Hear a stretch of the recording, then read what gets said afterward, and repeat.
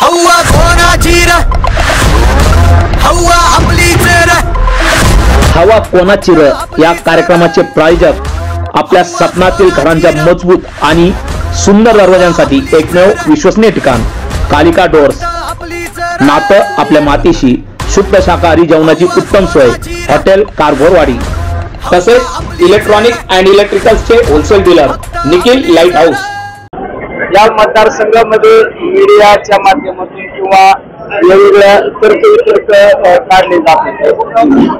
दुसरा एक लोकसभेचा उमेदवार म्हणून मला प्रतिस्पर्धी उमेदवारांनीच मला डिक्लेअर केलं का निलेश लंके लोकसभेचे उमेदवार असेल। त्यानंतर मी सुद्धा माझ्या दक्षिण लोकसभा मतदारसंघामध्ये आपण जनतेचा कौल जाणून घेण्याचा प्रयत्न केला होता।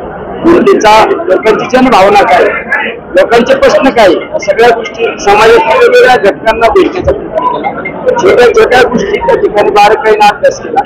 आसुरा मतदारसंघातील लोकांशी चर्चा केली। जर आपल्याला लोकसभेच्या निवडणुकीला जर सामोरं जायचं असेल विधानसभा सदस्यांचा त्याग करणं गरजेचं आहे। जर तुम्हाला एखाद्या निवडणुकीला जर छाती काढून पुढे जायचे तर असं लपालपीचा छुपाडाव कशाला खेळायचा।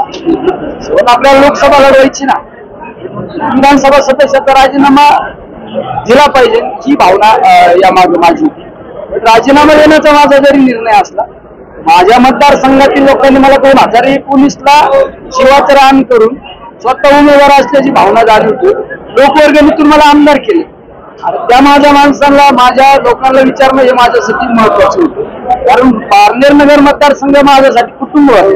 त्या कुटुंबातील माझ्या लोकांना आज विचारलं, त्यांच्या भावना जाणून घेतल्या आणि त्यांना या सगळ्या अडचणी त्यांच्या समोर ठेवल्यानंतर आज मी हा निर्णय घेतलेला आहे। माझ्या विधानसभा सदस्याचा राजीनामा दिला आहे। आता ही लढाई होणार आहे धनशक्ती विरुद्ध, तुम्ही मागाशी बोलले की मोठा समोर होणारा माणूस आहे, ही लढाई कशी होणार आहे? हे असं धनशक्ती वगैरे राजकारणात काय चालत नाही। जनतेचा कौल महत्वाचा असतो। हे सर्वसामान्य लोकांची निवडणूक होती ना, त्याला निवडणूक ही एकदम चांगल्या पद्धतीने होती आणि त्या निवडणुकीत विजय आमचा 100% असतो। तुम्ही पाहिलं असं एका बाजूने कधी कधी सांगितलं की प्रस्थापित अहो या देशासाठी गांधी घराण्या इतका त्याग कोणाचाच नाही। इंदिरा गांधी गेल्या देशासाठी गेल्या, राजीव गांधी देशासाठी गेले।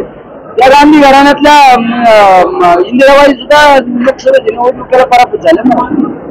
सर तुम्ही म्हटला की मी मधल्या काळामध्ये शरद पवारांना दुखवलं, नेमकं काय कशा पद्धतीने दुखवलं तुम्ही? महाविकास आघाडीमध्ये ज्यावेळेस होती आदरणीय दादा महायुतीवर बोलले त्यावेळेस आम्ही दादांबरोबर शेवट ही भावना सुद्धा महत्वाची। जाहीर मांडणारा माणूस, स्पष्ट बोलणारा माणूस। महाविकास आघाडीच्या काळात ज्यावेळेस दादा या राज्याचे उपमुख्यमंत्री झाले, अर्थमंत्री झाले, त्यावेळेस मला माझ्या मतदारसंघातील निधीच्या बाबतीत असो सगळ्या बाबतीत दादांनी ताकद दिली।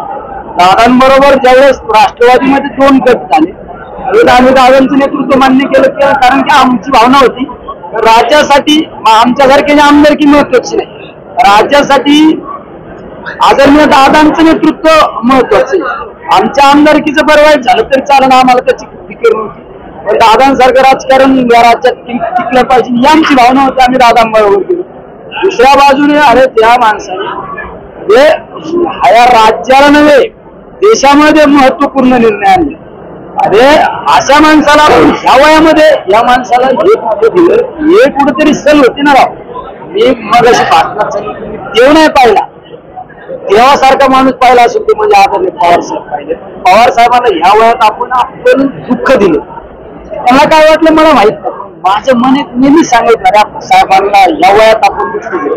त्यामुळे मी या साहेबांना ज्या माझ्यातून काही कालखंडात साहेबांबरोबर याची उतराई होण्यासाठी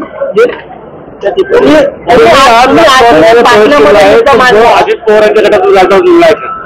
अहो राष्ट्रवादी काय राष्ट्रवादीच आहे ना, मी त्या राष्ट्रवादी सोडून माझ्या सगळ्या बॅनरवर बघा ना, पहिल्या दिवसापासून माझ्या साहेबांचा फोटो जाता ना। ते आहेत ना, तुम्ही काय इकडे